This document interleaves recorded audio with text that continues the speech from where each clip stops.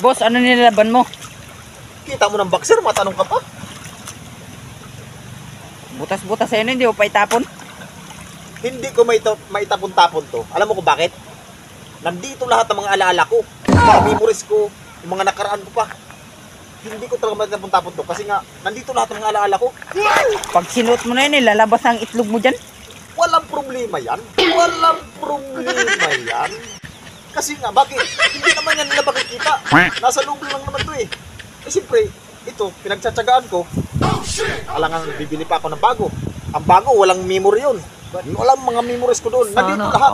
Nandito lahat ang mga memories ko. Kaya hindi ko maitapon-tapon yan. Napakahalaga nito sa akin. Pag nakita yun ng mga babae, kahiya niyan. Butas-butas. Ay, wala akong pakalam sa kanila. Wala akong pakalam sa kanila. Basta ito, hindi ko talaga maitapon-tapon to. Kasi napaka-importante talaga nito sa akin. Ito yung pinaka-memorable sa aking boxer. Memorable sa aking boxer. Yan.